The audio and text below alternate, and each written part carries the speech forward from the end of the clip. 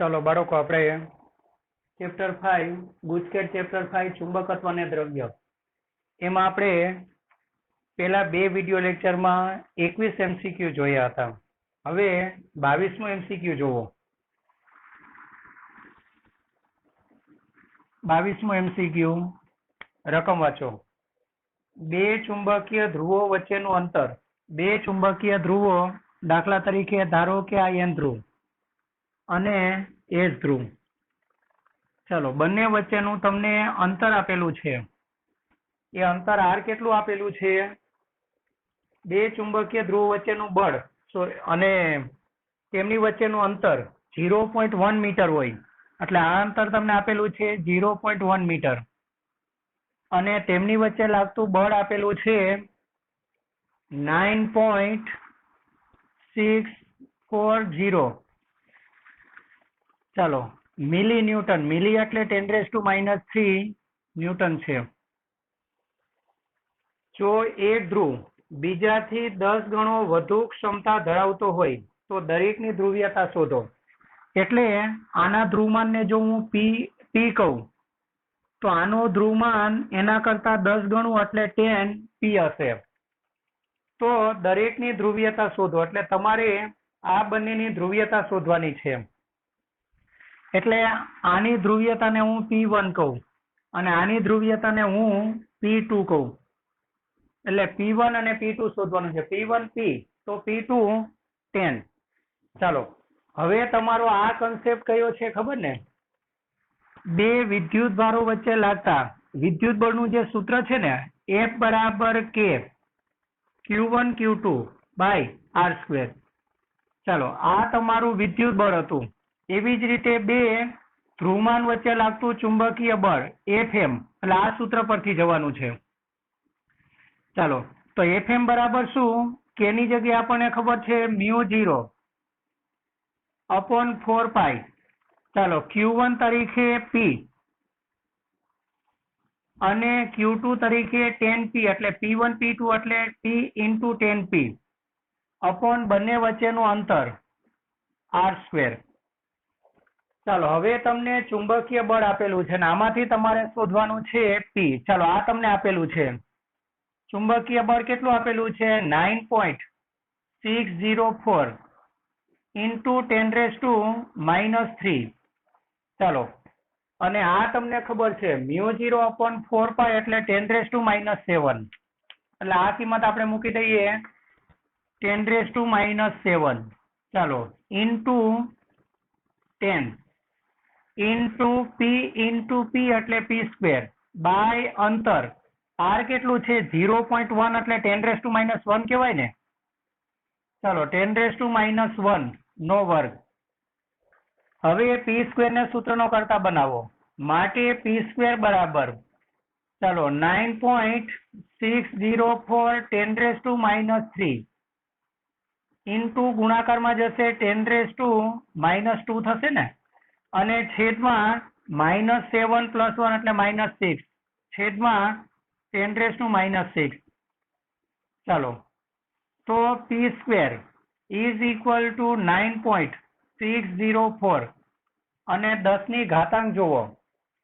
ઉપર 10⁻⁵ અને નીચેથી આવે તો આ પ્લસ થઈ જાય ને. ચાલો, નીચેથી આવે તો +6. મોટી સંખ્યાની નિશાની એટલે મોટી સંખ્યાની નિશાની એટલે 10⁻1. હવે તમારે અહીં વર્ગ દૂર કરવાનો છે એટલે ઘાતાંક બેકી લાવો અથવા ઘાતાંક દૂર કરી નાખો. ચાલો, ઘાતાંક દૂર કરશું તો 96.04 P² આટલું આવે. આનું વર્ગમૂળ કાઢો. ચાલો, 9 9 21 એટલે 9 સમથિંગ કંઈક આવશે. 96.04 નું વર્ગમૂળ 9.8. ચાલો, આનું વર્ગમૂળ કેટલું આવશે? 9.8. અને ધ્રુવમાનનો એકમ આપણને ખબર છે એમ્પિયર × મીટર. આ તમારું P1 થયું. તો બીજું ધ્રુવમાન. ચાલો, બીજું ધ્રુવમાન આના કરતા કેટલા ગણું છે? 10 ગણું. 10 ગણું હોય તો 10 ગુણ્યા 9.8 એટલે આ કેટલું આવશે 98 એમ્પિયર ઇન્ટુ મીટર. તો બંને ધ્રુવમાનના મૂલ્ય અનુક્રમે 9.8 અને 98 એમ્પિયર ઇન્ટુ મીટર હશે. 23મો MCQ જોવો.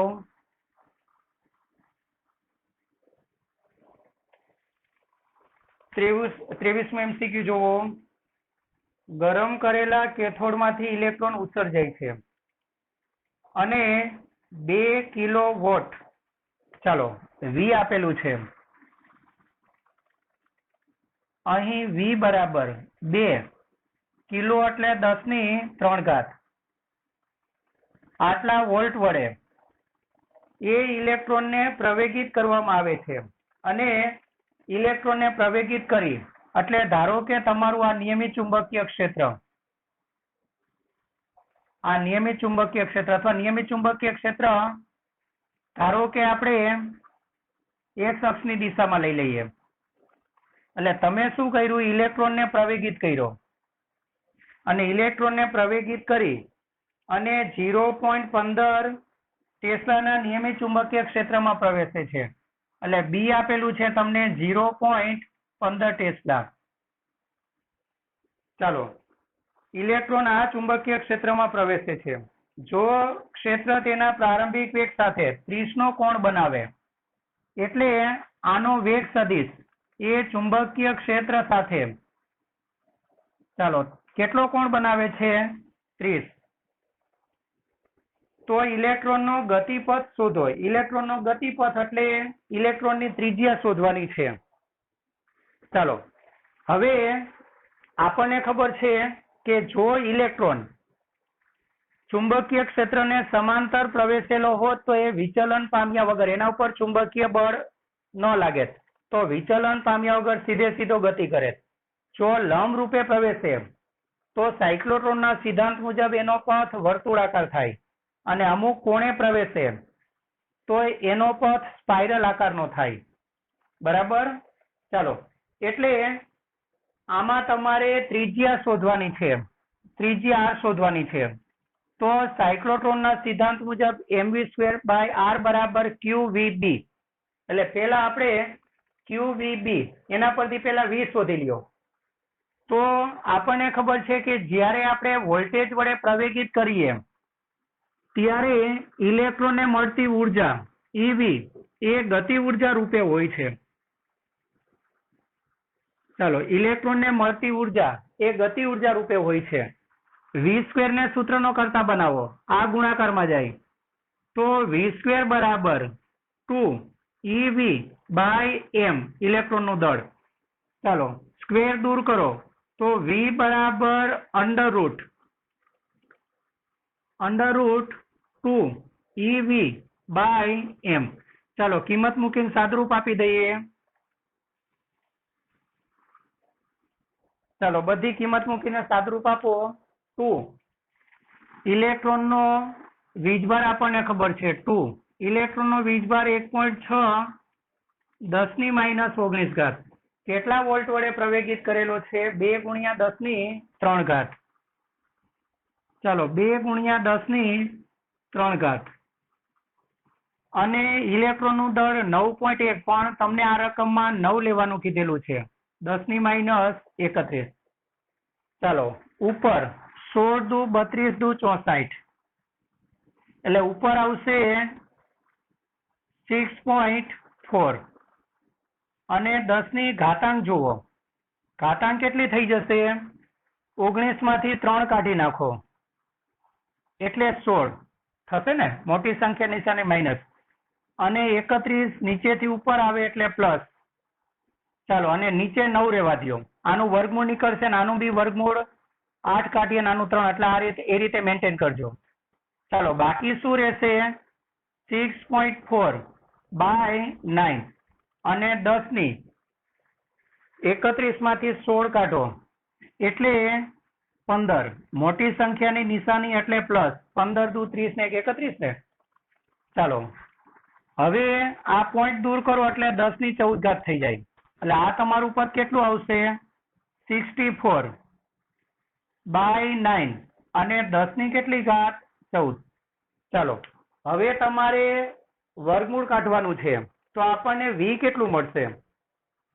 માટે v બરાબર, ચાલો 64 નું વર્ગમૂળ કેટલું? 8.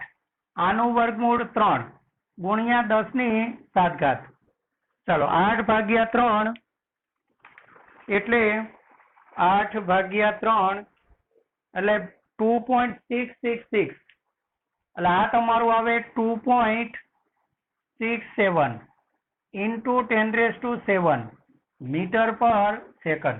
ચાલો વેગ આટલો આવે. હવે આપણને ખબર છે કે સાયક્લોટ્રોનના સિદ્ધાંત મુજબ વિગત લખતો નથી, mv² by r is equal to qvb. ચાલો પણ વર્તુળમય ગતિ માટે આના બે ઘટક મળે છે, એ આપણને ખબર છે. એનો વેગનો જે ચુંબકીય ક્ષેત્રની દિશામાંનો ઘટક તે તમે v સમાંતર કયો, જે કયો મળે v cos θ, અને બીજો ઘટક લંબ એને v લંબ કહીએ, જે કયો મળે v sin θ. અહીં આ જે સાયક્લોટ્રોન છે વર્તુળમય ગતિ, આ શું કરે ખબર છે ને? ઇલેક્ટ્રોનને ચુંબકીય ક્ષેત્રની દિશામાં રેખીય ગતિ કરાવે અને લંબ ઘટક એને વર્તુળમય ગતિ કરાવે. બંનેની અસર ભેગી હોય એટલે સ્પાઇરલ ગતિ થાય. ચાલો તો અહીં તમે જે સૂત્ર અપ્લાય કરેલું છે વર્તુળમય ગતિ માટે, તો એના માટે કયો ઘટક જવાબદાર છે? લંબ ને, એટલે v લંબ. ચાલો એક વખત v લંબ કેન્સલ થઈ જાય અને તમારે r શોધવાનું છે, r ને ઉપર લઈ જાઓ. ચાલો તો r બરાબર mv લંબ બાય q ની જગ્યાએ ઇલેક્ટ્રોન હોવાથી eb થશે આટલું. ચાલો કિંમત મૂકી દો. m એટલે ઇલેક્ટ્રોન નું દળ 9 ગુણ્યા 10⁻³ આમાં 9 લેવાનું કીધું છે. ચાલો v લંબ ઉપર જ લખી દઉં m. v લંબ એટલે v નો કયો ઘટક? સાઈન ઘટક ને, એટલે mv સાઈન ખૂણો કેટલો છે? 30. અહીંયા જ લખી દઉં સાઈન 30 અપોન eb. ચાલો કિંમત મૂકીએ. ઇલેક્ટ્રોન નું દળ 9 ગુણ્યા 10⁻³ વેગ કેટલો મળ્યો છે?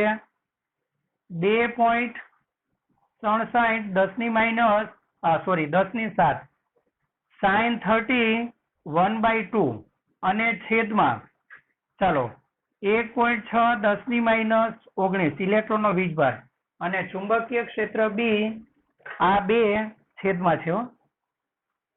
ચાલો એટલે 1/2.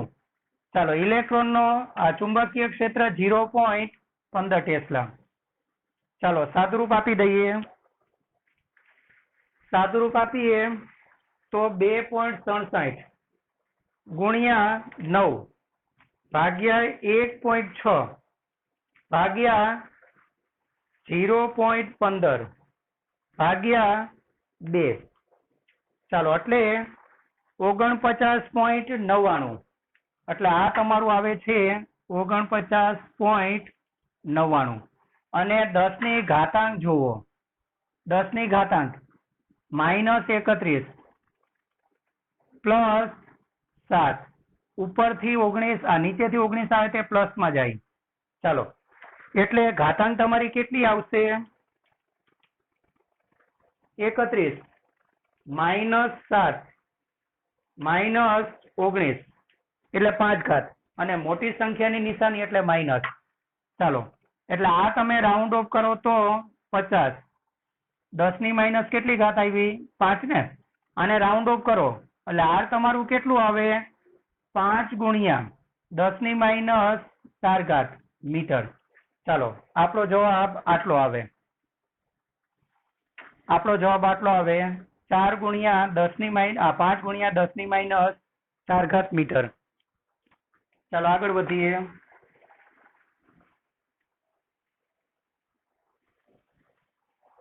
હવે અને આમાં બી એક ધ્યાન રાખવાનું કે લંબ રૂપે પ્રવેશતું હોત તો ડાયરેક્ટ જ અહીંયા વર્તુળમય ગતિ, તો ડાયરેક્ટ અહીંયા vt તરીકે v જ આવે. એ પાછું સાયક્લોટ્રોન થઈ ગયું.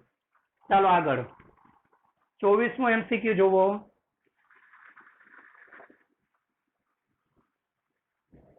શું કીધું છે રકમમાં વાંચો.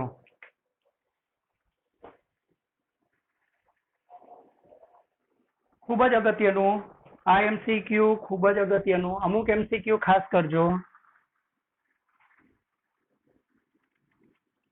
ચાલો આઈએમપી શું કીધું વાંચો. એ લંબાઈના સ્ટીલના વાયરની મેગ્નેટિક મોમેન્ટ એમ છે. ચાલો એ લંબાઈનો એક સ્ટીલનો વાયર, આની લંબાઈ એલ અને મેગ્નેટિક મોમેન્ટ છે એટલે એને ધ્રુવમાન હશે. ધારો કે એના ધ્રુવમાન એન અને એસ, એનું મૂલ્ય પી છે, ધ્રુવમાનનું મૂલ્ય. આની ડાયપોલ મોમેન્ટ એમ બરાબર તમને ખબર છે એક ધ્રુવમાનનું મૂલ્ય ગુણ્યા તેની લંબાઈ.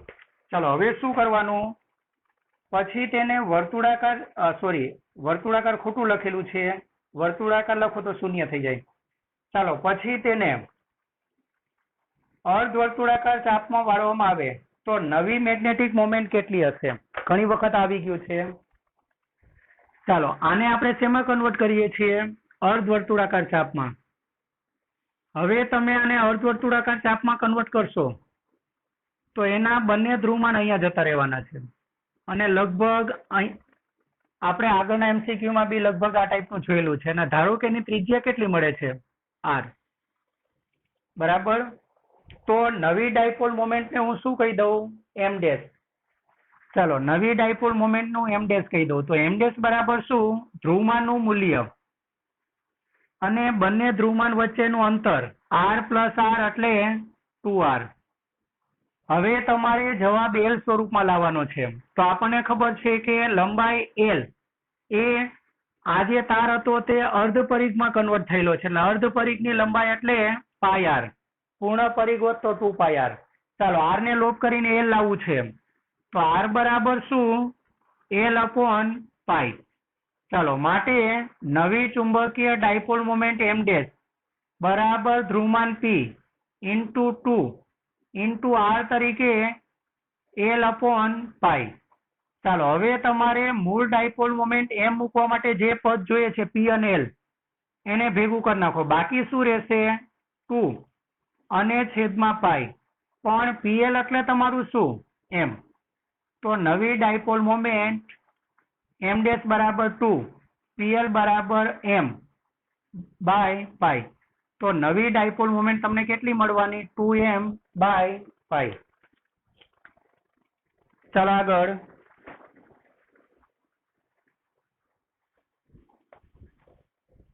પછી શું એમસીક્યુ જોવો?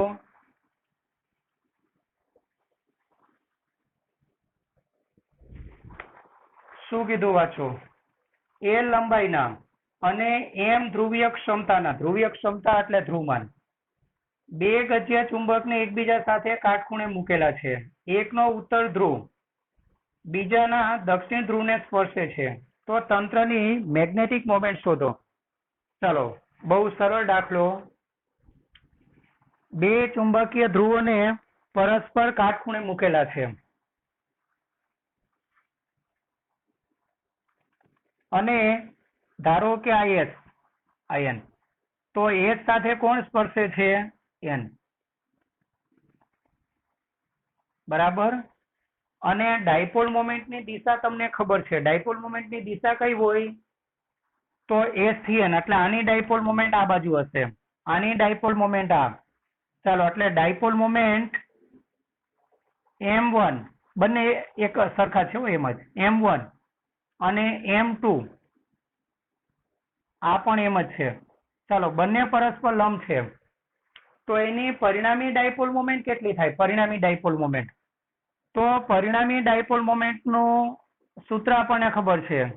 m બરાબર under root m1 square plus m2 square plus 2 m1 m2 cos બંને વચ્ચેનો કોણ 90. કોસ 90 એટલે 0 એટલે આખું પદ શૂન્ય થાય. m1 m2 બરાબર m. ચાલો તો આ તમારું થવાનું m સ્ક્વેર. ચાલો આ પણ થવાનું m સ્ક્વેર એટલે આ તમારું આવે 2m સ્ક્વેર થાય ને. m square plus m square એટલે 2m સ્ક્વેર. એમાં આનું વર્ગમૂળ નહીં નીકળે એટલે √2. આ નવી ડાયપોલ મોમેન્ટ m ડેશ કહી દઉં ને આના કરતા અલગ સંકેત. ચાલો અને m સ્ક્વેર નું વર્ગમૂળ શું? m. તો તો હવે પરિણામી ડાયપોલ મોમેન્ટ આટલી આવે. હવે પરિણામી ડાયપોલ મોમેન્ટનો જો ખૂણો શોધવાનું પૂછાય ને, ખૂણો શોધવાનું, તો અહીં તો આપણને ખૂણો ખબર પડી જવાની, બંને સરખું છે એટલે 45. તો ખૂણો શોધવાનું પૂછાય તો આ રીતે ધારો કે આ થીટા, તો તમને સૂત્ર આવડે છે ને, tan થીટા બરાબર જેની સાથેનો ખૂણો લીધો છે એનું નહીં, એના સિવાયના ઘટક લેવાના. એટલે આના ઘટક લખો તો તમે શું લખાય, m2 sin theta upon m1 plus m2 cos theta. ચાલો આ રીતે શોધાય. અને એ થીટા એટલે તમારો જે બંને વચ્ચેનો કોણ છે તે, m1 m2 વચ્ચેનો જે કોણ છે તે. ચાલો આ રીતે થાય. આને નવા કોણને હું શું કહી દઉં, થીટા ડેશ. બરાબર, પણ અહીંયા ખૂણો માંગેલો નથી, કદાચ પૂછાય તો આ રીતે આવડવું જોઈએ. હવે આમાં તમને ઘણી વખત અલગ અલગ ઘણી આકૃતિ આપે. ઘણી વખત એવું બી બને કે ધારો કે તમને આ રીતે છે SN અને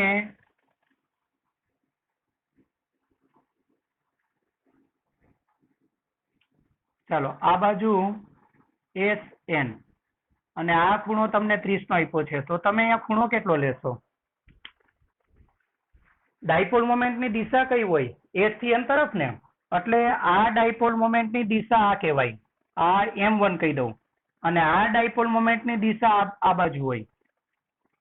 બરાબર, ચાલો તો બંને વચ્ચેનો કોણ એટલે અહીં કહેવાય, બે તીર વચ્ચેનો કોણ લેવાય. ખબર છે ને, આ બાજુ ટેલ છે, ટેલ નહીં, બે હેડ તરફનો કોણ લેવાય.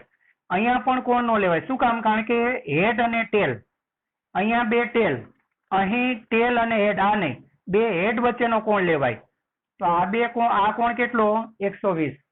તો અહીં કોણ તમારે 120 લઈને જવાનું. આપણે 25 MCQ જોયા હતા, હવે 26મું MCQ જુઓ. ચાલો 26મું MCQ શું કીધું છે વાંચો. 0.15 ટેસ્લાના નિયમિત ચુંબકીય ક્ષેત્રમાં, એટલે તમને આપેલી વિગતમાં ચુંબકીય ક્ષેત્ર B આપેલું છે અને 0.32 જૂલ પર ટેસ્લા મેગ્નેટિક મોમેન્ટ ધરાવતો ગજ્યો ચુંબક મૂકેલો છે. એટલે આપેલી વિગતમાં તમને ચુંબકીય ક્ષેત્ર B 0.15 ટેસ્લા, ચાલો, અને જૂલ પર ટેસ્લા કે એમ્પિયર ઇન્ટુ મીટર સ્ક્વેર એટલે ડાયપોલ મોમેન્ટ. ડાયપોલ મોમેન્ટ એમ આપેલી છે. કેટલી આપેલી છે?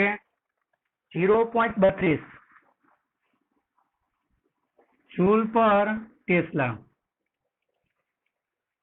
ચલો, ગજ્યો ચુંબક મૂકેલો છે, જેથી ગજ્યો ચુંબક ક્ષેત્રના સમતલમાં મુક્ત રીતે ભ્રમણ કરી શકે.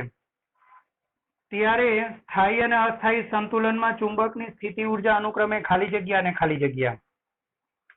હવે સ્થિતિ ઉર્જાનું સૂત્ર તમને ખબર છે, એટલે ગજ્યા ચુંબકને તમે ક્યાં મૂકેલો છે? બાહ્ય ચુંબકીય ક્ષેત્રમાં.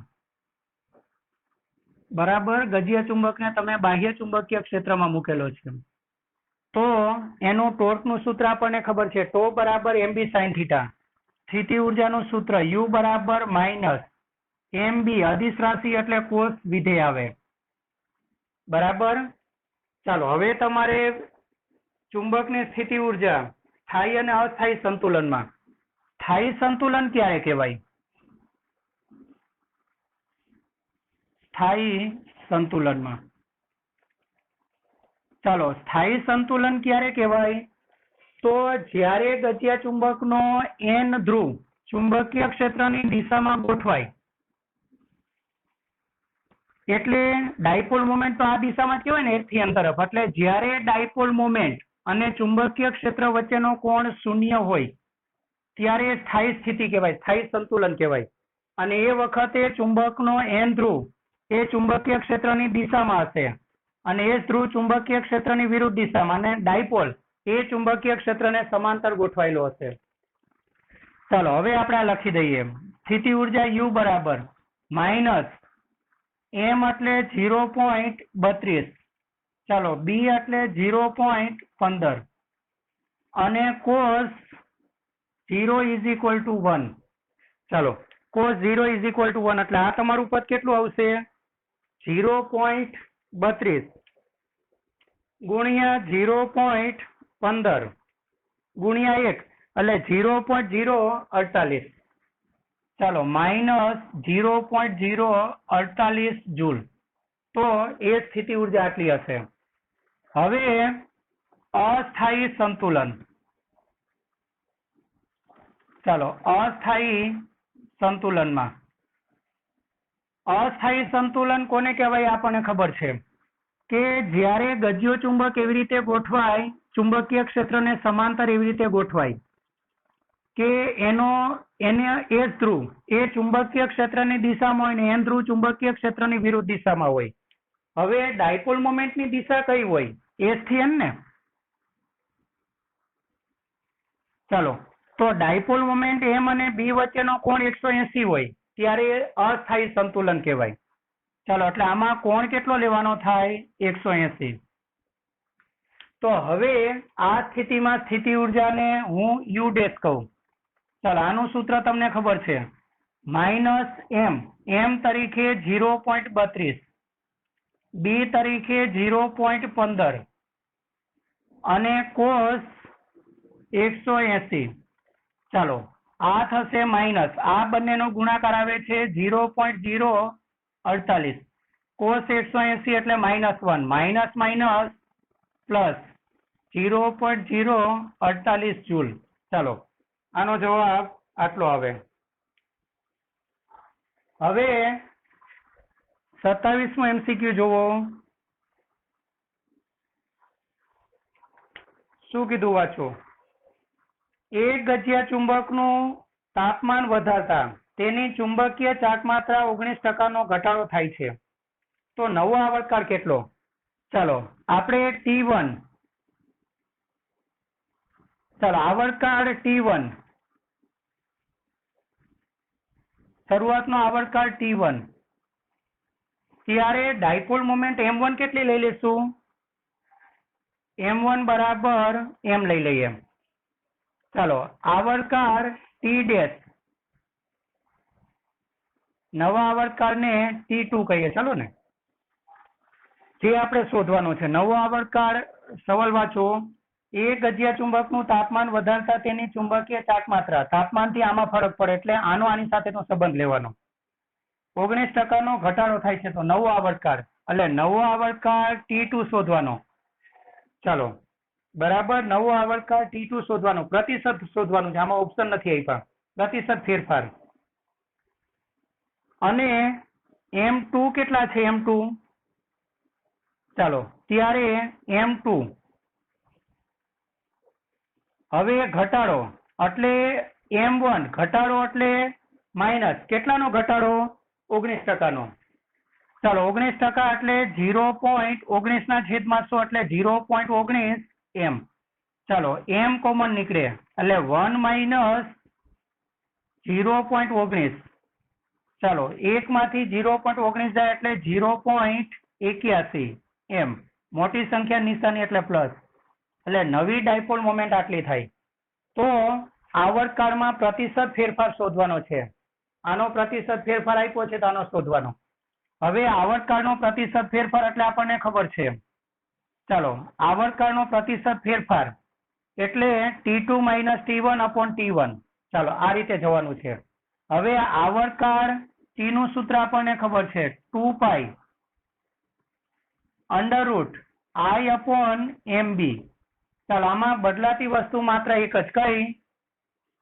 ડાયપોલ મોમેન્ટ, બાકીનું બધું અચળ. એટલે T ચલે છે 1 અપોન √M. ચાલો ગુણોત્તર લઈ લ્યો. માટે T2 by T1, T2 by T1 is equal to વર્ગમૂળમાં વ્યસ્ત ચલન ને, એટલે T2 નીચે છે, T2 ઉપર છે તો M2 નીચે આવે, T1 નીચે છે તો M1 ઉપર આવે. ચાલો M1 તરીકે આપણે શું લેવાનું છે? M1 તરીકે આપણે M ધારેલું છે, M1 તરીકે M. તો M2 કેટલા મળે છે? 0.81 M. ચાલો 81 નું વર્ગમૂળ 0.9 થશે આટલું. 1/0 અને પ્રતિશત ફેરફાર છે એટલે આમાં જ લઈ લઈએ. ચાલો પ્રતિશત ફેરફાર માટે શું કરવું પડે? T2 - T1 એટલે હવે અંશમાં વિયોગ પ્રમાણ લેતા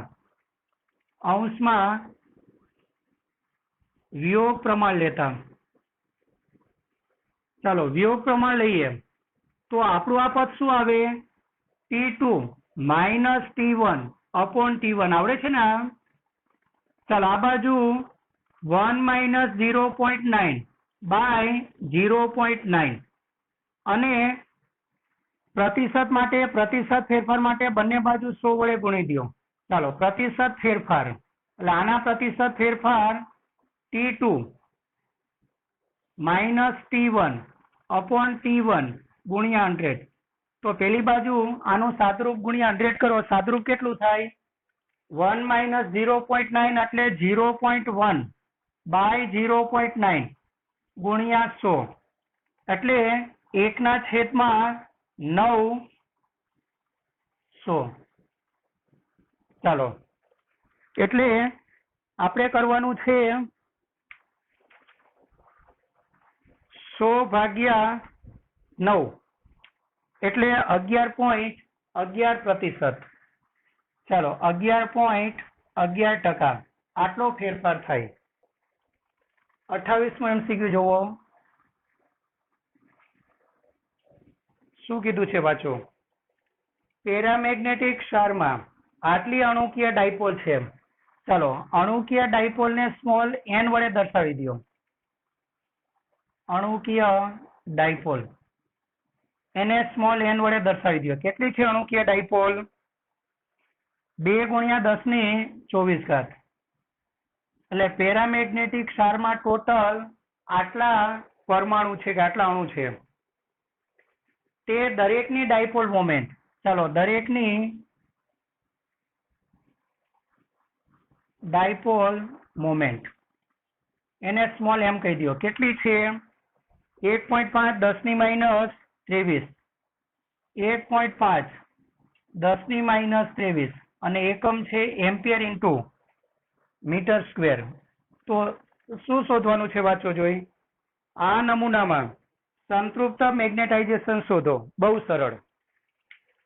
આપણને ખબર છે કે જ્યારે તમે ચુંબકીય ક્ષેત્ર અપ્લાય ન કરેલું હોય ત્યારે આ બધી ડાયપોલ અસ્તવ્યસ્ત હોય તાપમાનને લીધે.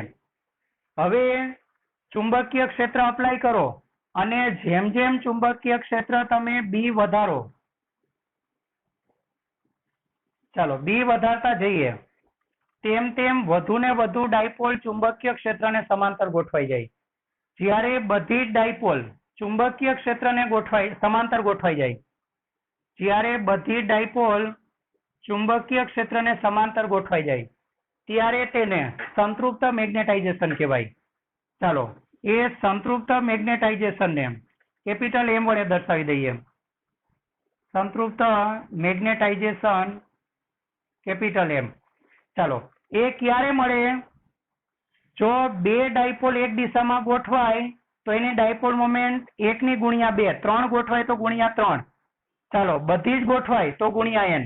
એટલે કુલ ડાયપોલ મોમેન્ટ mn, જેને સંતૃપ્ત મેગ્નેટાઇઝેશન કહેવાય. ચાલો m કેટલું છે જોવો જોઈ. 1.5 × 10⁻23 અને n કેટલા છે? 2 × 10⁻24. ચાલો 1.5 × 2 એટલે 3 અને 10⁻24 માંથી 23 જાય એટલે 1 બચે એટલે 10⁻1 અને 10⁻1 એટલે 30 એમ્પિયર ઇન્ટુ મીટર સ્ક્વેર. ચાલો સંતૃપ્ત મેગ્નેટાઇઝેશન આટલું મળે. આગળ વધીએ.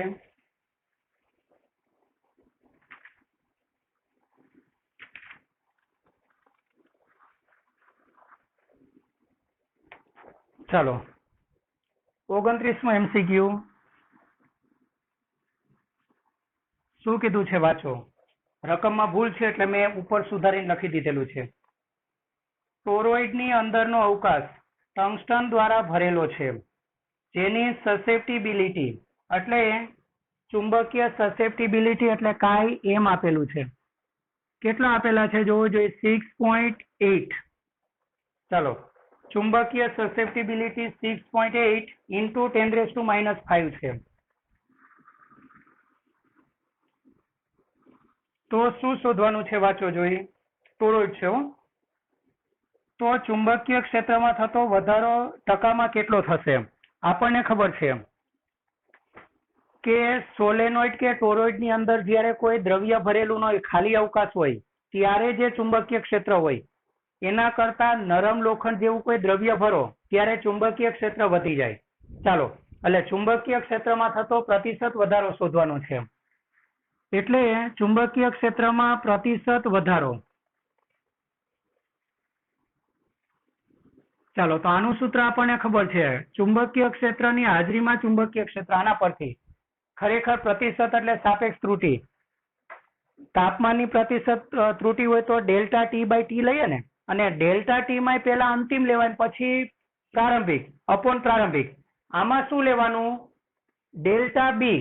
તમારું આનું સૂત્ર આવશે ડેલ્ટા બી અપોન બી. આ તમારે શોધવાનું છે ગુણ્યા 100. ચાલો, આ તમારે શોધવાનું છે. હવે ડેલ્ટા બી એટલે શું? તો દ્રવ્ય મૂક્યા પછીનો ચુંબકીય ક્ષેત્ર માઇનસ ખાલી અવકાશ હોય ત્યારે ચુંબકીય ક્ષેત્ર અપોન ખાલી અવકાશમાં ચુંબકીય ક્ષેત્ર. હવે આપણને એક વસ્તુ ખબર છે કે સોલેનોઇડ માટે ચુંબકીય ક્ષેત્ર બી નું સૂત્ર કયું? દ્રવ્ય ભરેલું હોય ત્યારે. ચાલો, જો દ્રવ્ય ન હોય, આપણને ખબર છે કે B0 માટે આપણને ખબર છે μ0 ni સ્મોલ ni. સોરી,